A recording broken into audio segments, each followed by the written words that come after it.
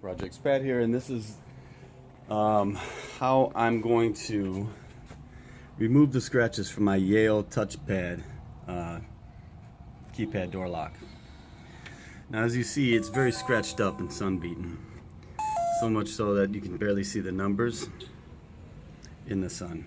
Time expired. So what I'm going to do is I'm going to wet sand it, 400, 800, and then I'm going to use a glass polish, rouge, polishing powder,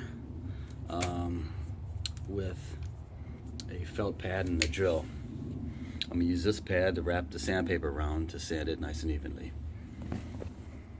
Let's see how it works.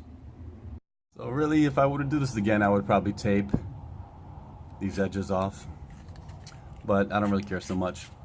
I found it's probably easier to just take a corner and go in circles until the scratches are removed. This is still 800 grit. So I wet sanded it with the 400, then 800. Scratches are pretty much gone. So now what I'm going to do, I mixed up the polishing powder and some water, and I'm going to put it on the felt pad and hit it with the drill.